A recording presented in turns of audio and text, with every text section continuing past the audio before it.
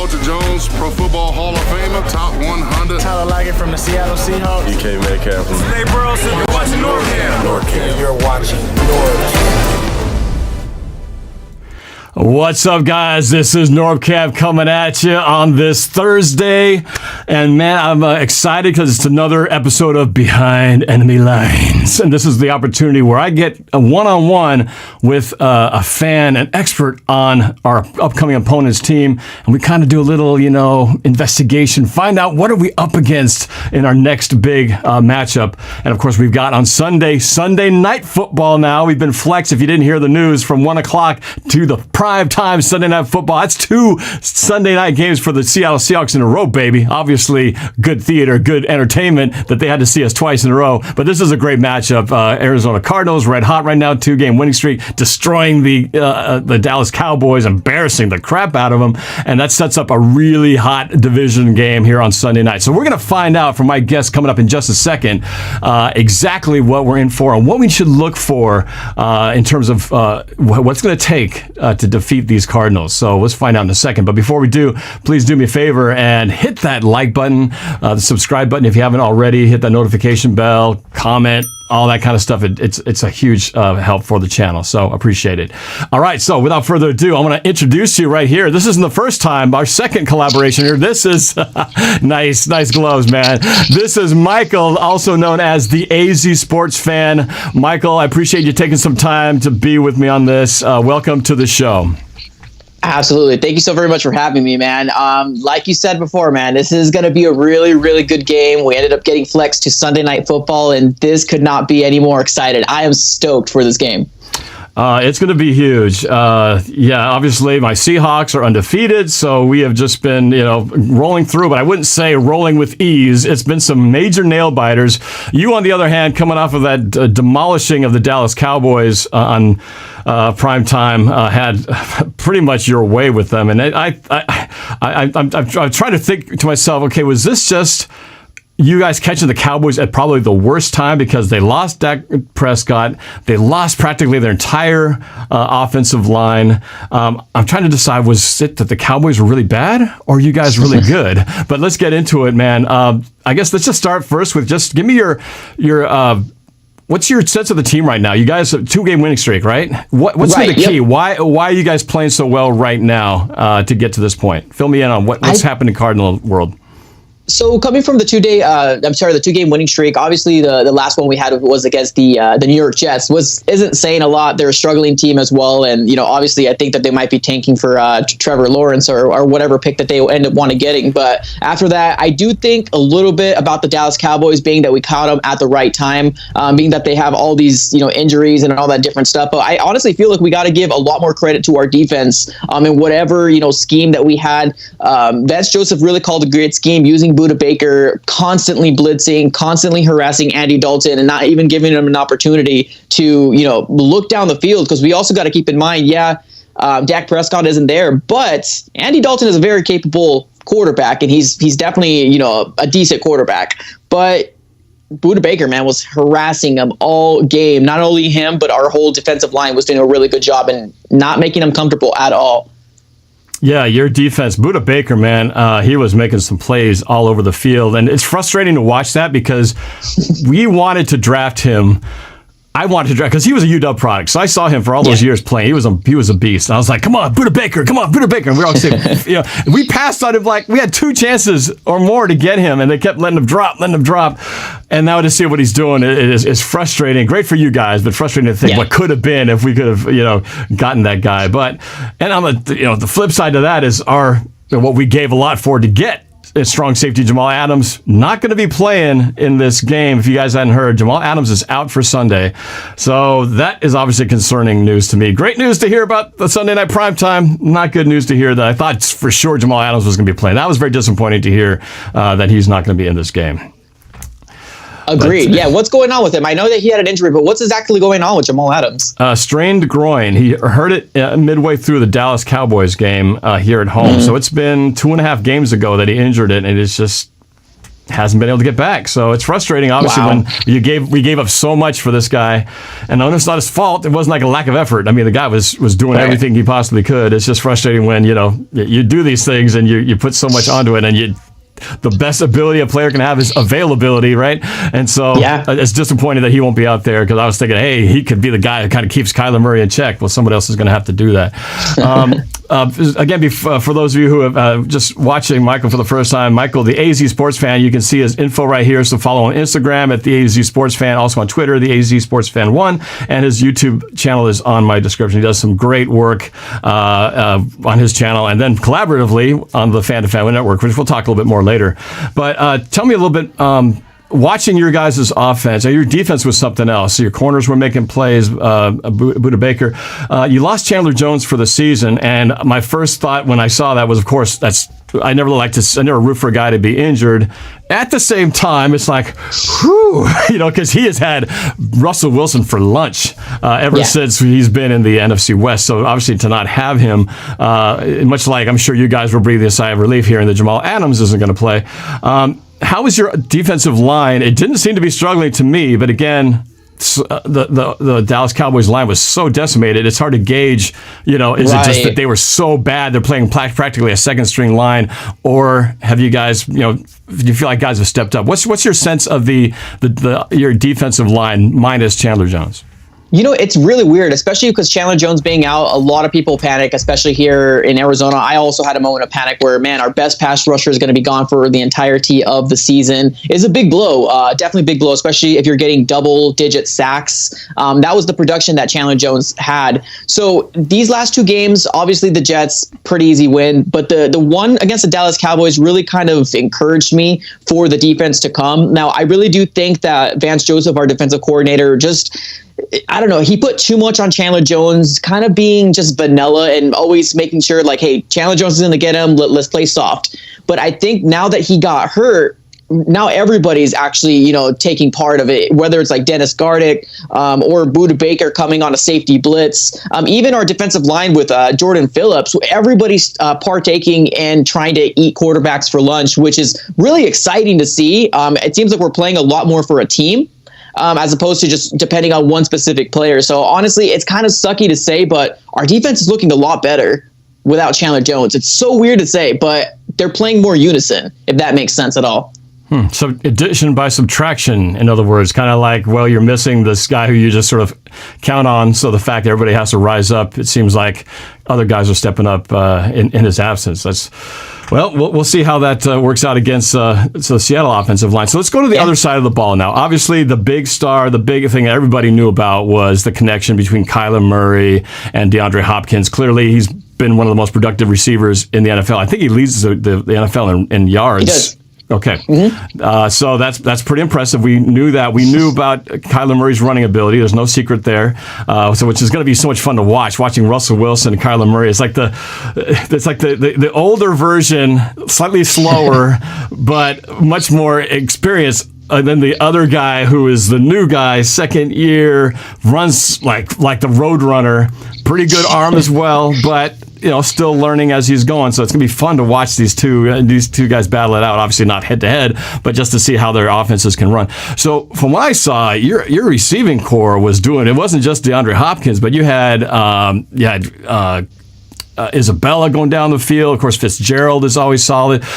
Tell me, what is it that, what is the most, powerful, I guess, when you think about your offense, what is it that if you were opposing teams being afraid of, what is it that we have to watch out for the most? Because you guys seem to be able to do it both on the ground and in the air. What is the key to trying to slow down your guys' offensive attack right now?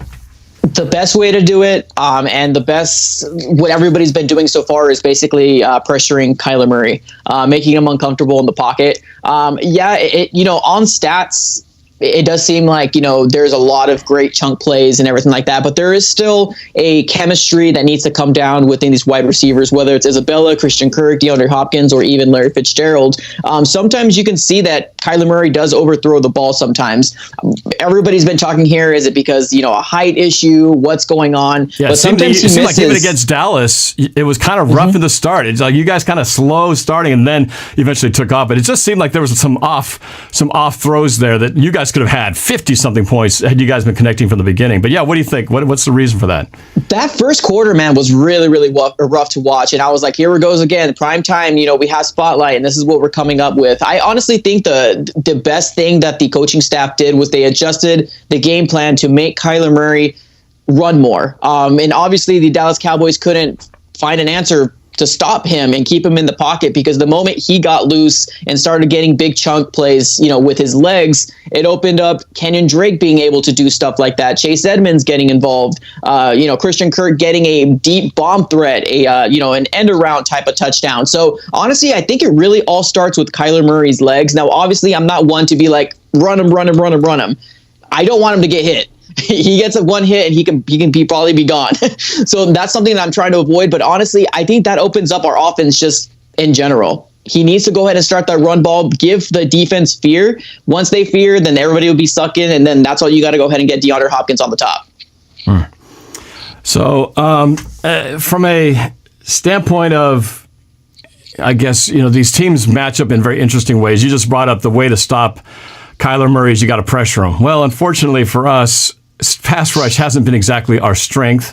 And with Jamal Adams, who has a good number of sacks, not being in the game, we're all wondering where's that going to come from. We're hoping it'll just kind of come out of nowhere, out of thin air, and just start showing up. But I'm not sure how that's all going to work out so far. So this matchup makes me really nervous, to be honest with you, just because I think this is our first NFC West opponent playing with you guys, the Cardinals. So it's obviously very key. We've done in the past, for some reason, it seems like we always do well in Arizona, and you guys always seem to get us in Seattle. But I don't know. It's a whole new era, whole new ball of wax here. But I guess let me ask you this question: how would you answer this if I were to say the Arizona Cardinals will win this game if? Finish that sentence. Arizona Cardinals will win this game if we play the exact same game plan that we had the last game when we went to Seattle and destroyed the Seahawks. Getting the run game going, getting pressure on Russell Wilson. We need Hassan Reddick to do exactly what he did last year when he basically, I think he got like 2 or 3 sacks on him. He had like an amazing game on him. And this is a guy that was a first round pick that we, for some reason, had him on the inside linebacking spot when he was supposed to be playing edge this whole time. So now the coaching staff was like, oh, let's do this. So he's been thriving so far in that, edge outside linebacking spot right now. So he's just got to maintain right there, because he can break out when he notices that he's going off, and he can not maybe run step for step for Russell Wilson, but he can definitely try to track him down. I'm not sure if Isaiah Simmons, which is our 8th overall pick this last draft, might be having more of a big play. Obviously, he's a speed guy, and he could probably spy Russell Wilson. But I think the key here is to play exactly like we played last year when we went to Seattle and beat you guys. Right. Well, I agree. I think the one common denominator between these two quarterbacks is they both need time. Russell Wilson, if you give him time, he will shred most defenses up. And I'm just curious, you obviously are facing our own set of weapons. We've got DK Metcalf, Tyler Lockett, tight ends Greg Olsen, Will Dissly, running back Chris Carson. I guess for you, from as a Cardinals fan, what's your biggest concern facing Seattle, and what's your thought of, obviously Russell Wilson's been on fire, potential MVP season. I know you're looking at that in the schedule thinking, how do we stop these guys? So how do you stop them? What's your thought? I know you said some of that already, but also the guys down the field. If they don't get home, if they don't, sack Russell Wilson or contain him, how secure are you in the guys down the field? Kind of break that down for me. Yeah, well, I guess one of the main things as far as what I fear more than anything is being able to give Russell Wilson that time and coming out of the pocket, because he's a magician when he comes out of the pocket. He's got some dimes and he can throw it wherever he wants to throw it. One thing I really fear is probably going to be DK Metcalf. I know Tyler Lockett's also great. He's your speedy guy. I think we might be able to bring him, kind of control what's going on there. But DK Metcalf is kind of somebody that really I fear, because obviously Patrick Peterson isn't at his prime anymore. He can do his best to contain him. And I mean contain by like not giving up those big plays. But we also have on the other side, Drake Kirkpatrick, which he had a good game against the Dallas Cowboys, but he's definitely had a lot of flaws during the games. So I don't know. I really do fear DK Metcalf, just a big bodied, and not just that, he's a speedy guy. So super, super crazy. But DK Metcalf is one person that really freaks me out. How do you rate your cornerbacks? Obviously, you've got a pretty good safety tandem there, right? And then Buda Baker, we just talked about him. But how are your corners? How would you rate your corners? Are you satisfied? Are they great? Are they something to be desired? How would you rate your cornerbacks' performances this year? Honestly, I would say like all around, and I'm just talking about Drake Kirkpatrick, Byron Murphy, which is his second year coming into the NFL, as well as Patrick Peterson. I would say a solid B+.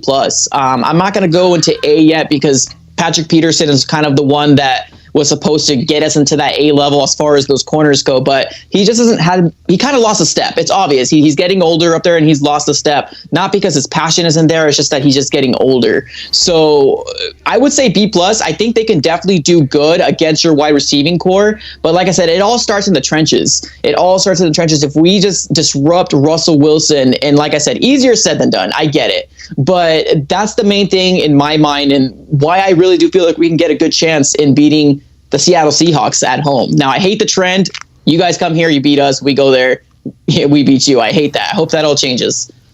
So tell me one thing. So for the Seahawks fans who are watching, obviously there's a lot of them watching on this show. Yeah. What little secrets or surprises that you think that we don't know about does Arizona have in store for us that isn't obvious? Like I mentioned, the Kyler Murray, the DeAndre Hopkins, the obvious names pop out. But is there any things that kind of like, you better watch out for such and such? He's going to surprise you, or he might be the surprise player of the game. Is there anybody like that we haven't really discussed? Absolutely. Yeah, Chase Edmonds. Chase Edmonds needs to get more reps. He's a running back that I honestly feel like he can be a starter within this Arizona Cardinal offense. Now, obviously, Kenyon Drake is going to keep that spot unless he completely flops, which he had a really good game against the Dallas Cowboys. Now, this is kind of going back to that same thing that you said. Is the Dallas Cowboys just really that bad, or did Kenyon Drake just have I don't know, just do a really good game? But Chase Edmonds, it helps to have a big run for like 70 yards, or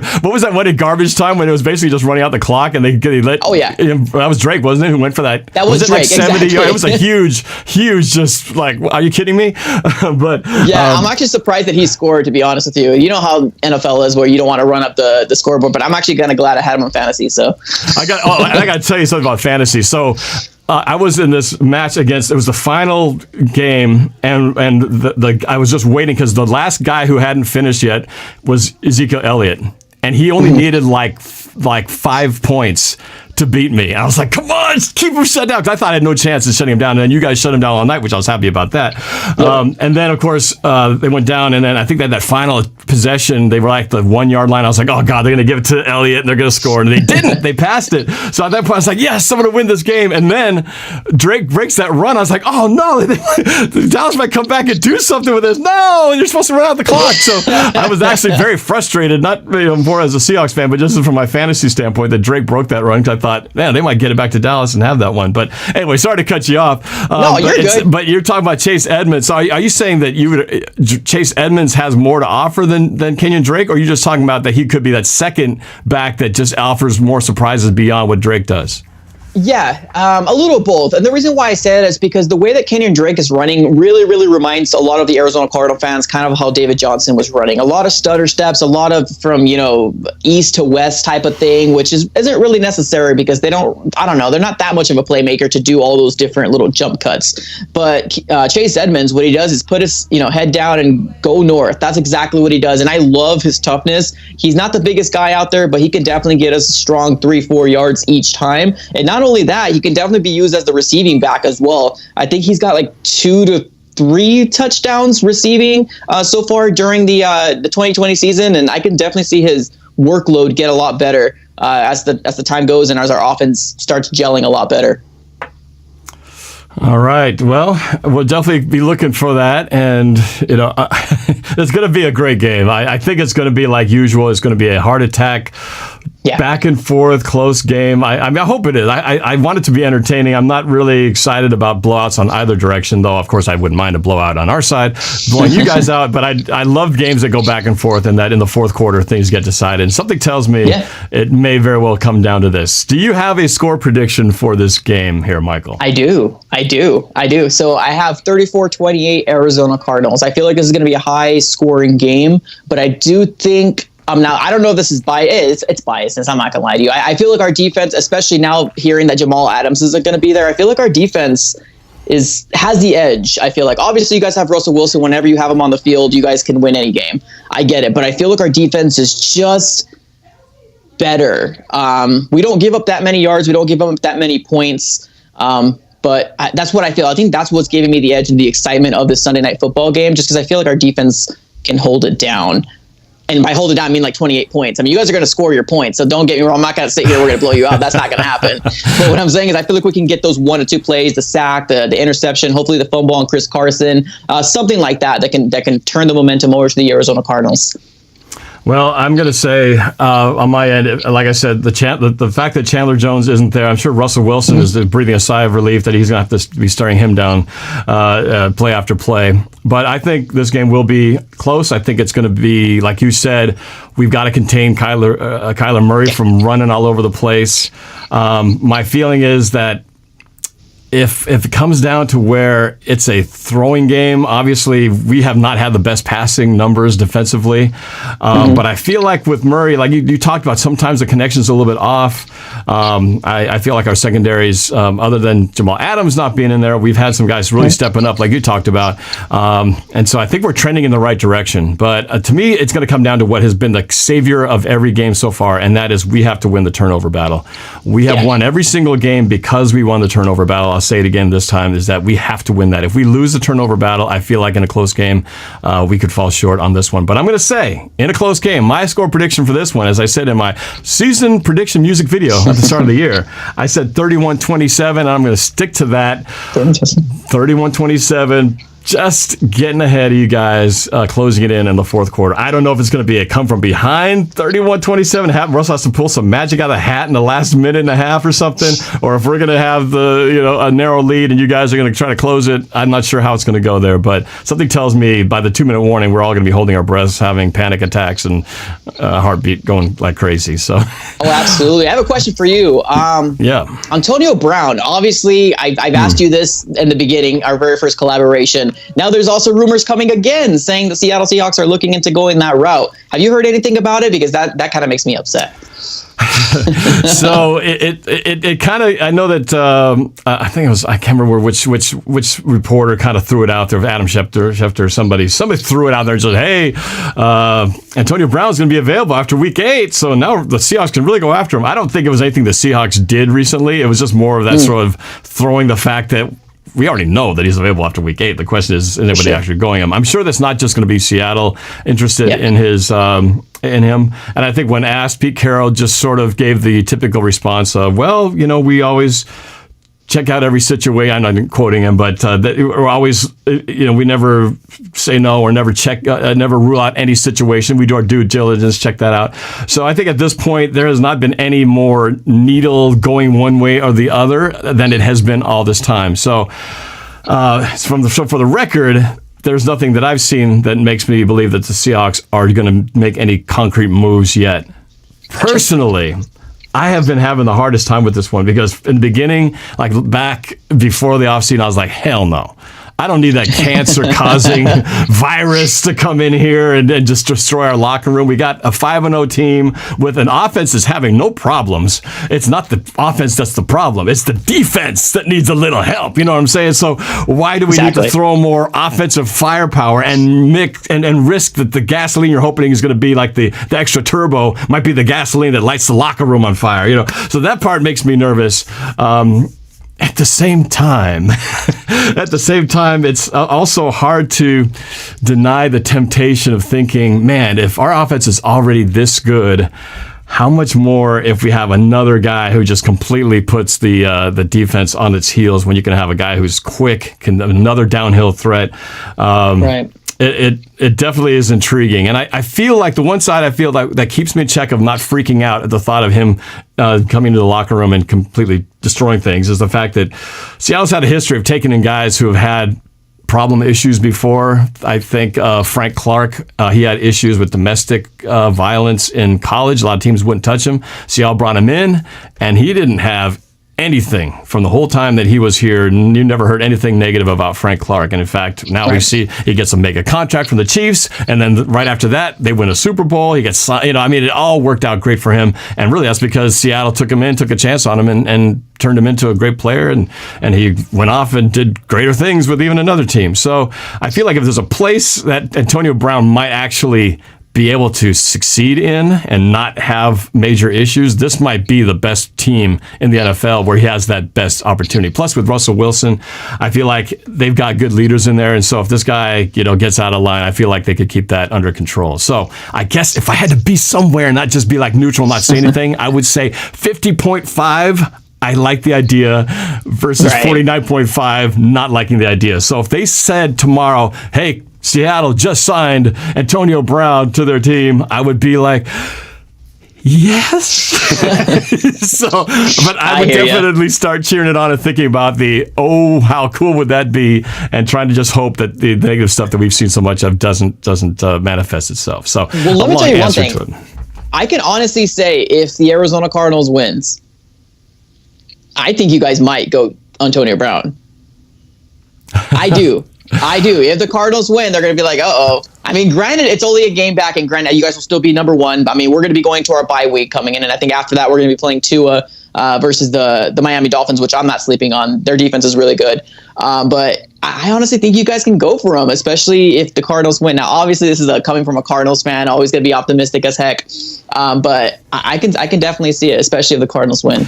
Well, I don't know if necessarily. I guess I'd have to see how the Cardinals would actually win, because if it feels like at the end of the game, oh man, if we had Antonio Brown, this game would have been totally different. I just don't see that being the reason. I don't see that this game would create that change. Like they're on the fence and losing to the Cardinals, maybe okay, we got to sign him now. I think that's not. I don't think that would be the tipping point. Again, in panic mode. Gotcha.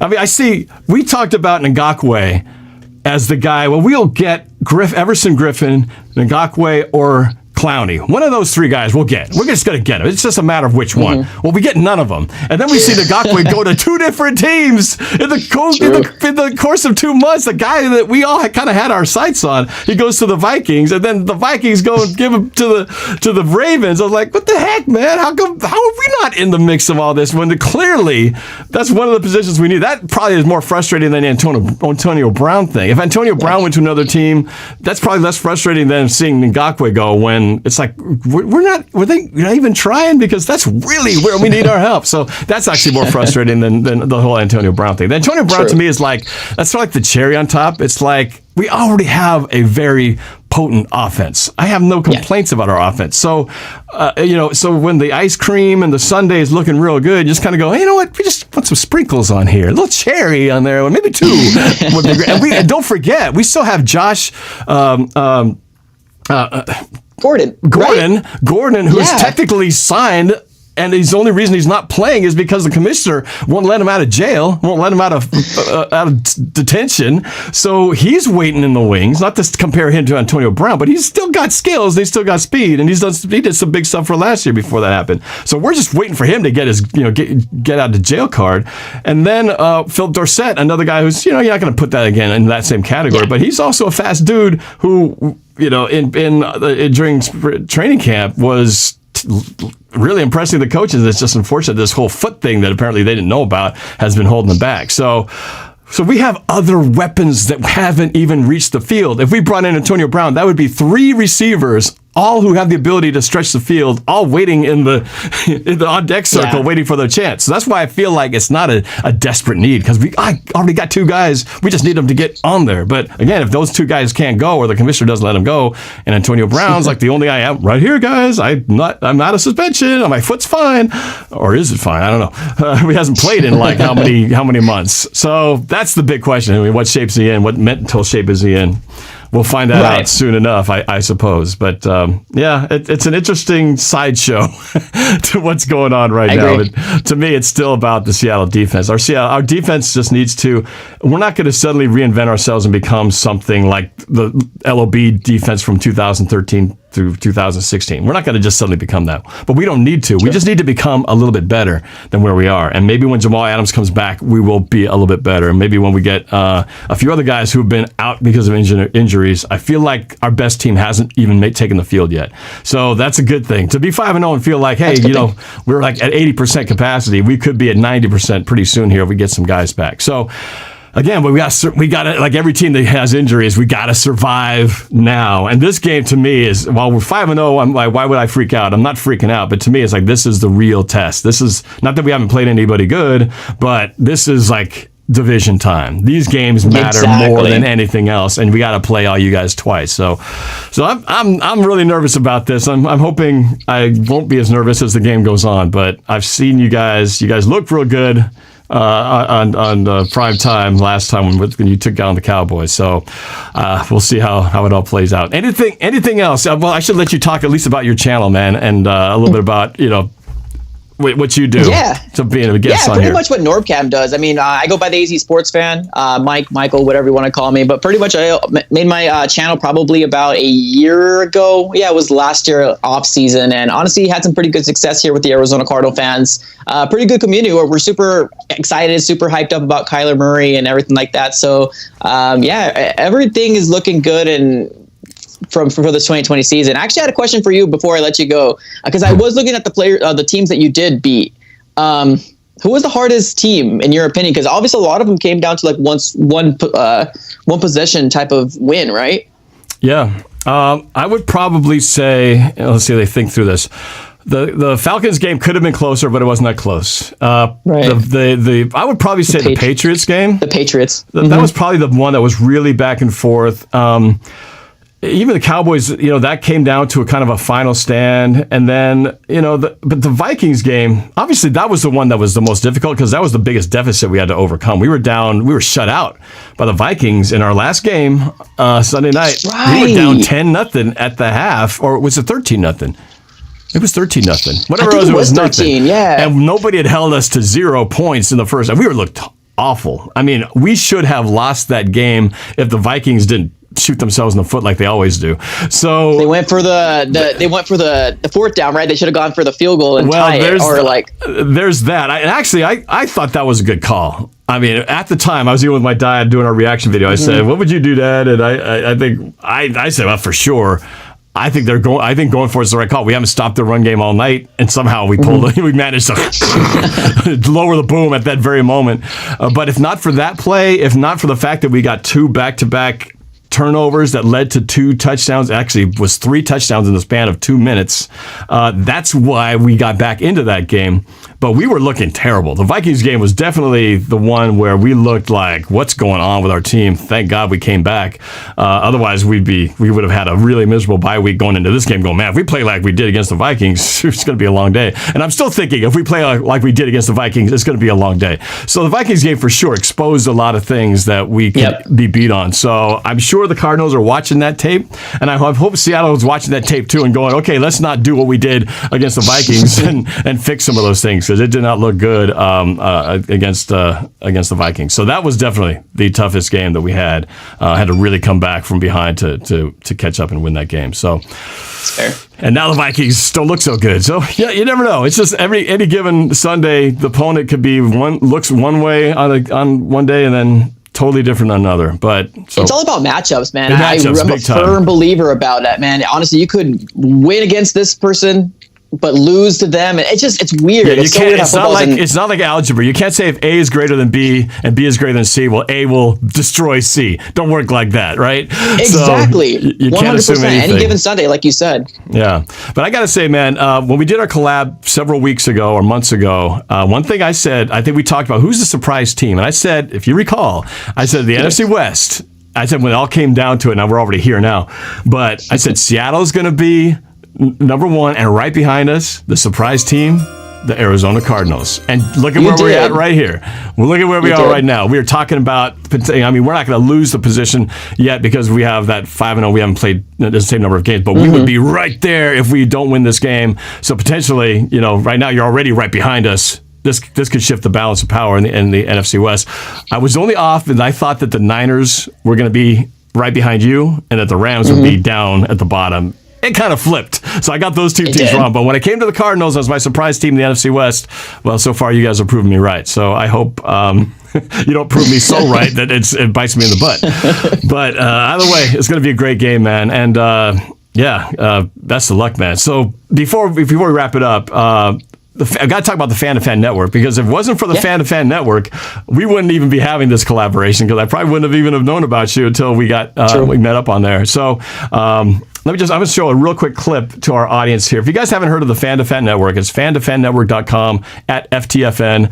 And here's a quick little clip of a little hype clip of some of the guys in that. You might recognize a couple of our faces. Hey guys, Joseph Barber here. Tighten upload. Variant of the Spotlight Raiders talk, Mike, the AZ Sports Fan. Joseph Dan 2.0. Derek Larger. Joe Newbo. Dudley Durong. It's your boy Baroshmo. NorbCam coming at you, and you're watching the Fan-to-Fan Network. The voice that sports fans deserve.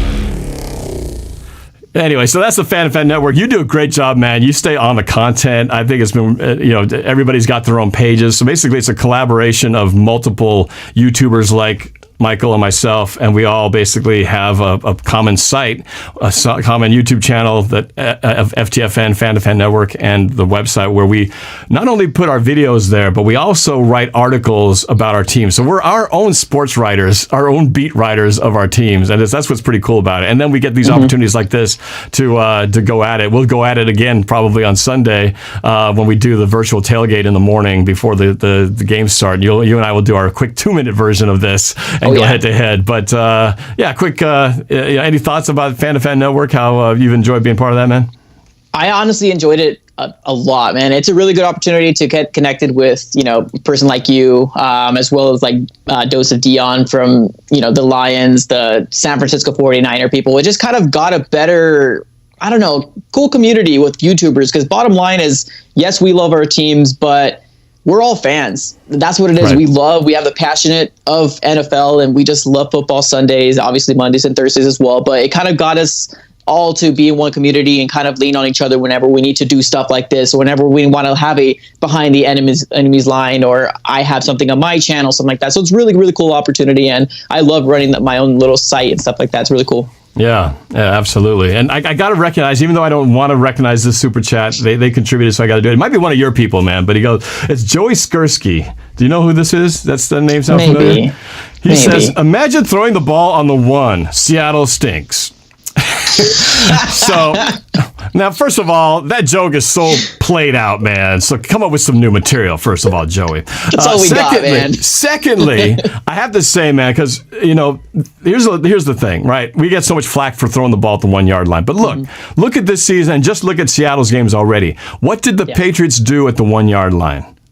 The Patriots. At our 1-yard line, they ran the ball to win the game with Cam Newton, and which I thought, again, they can't stop him.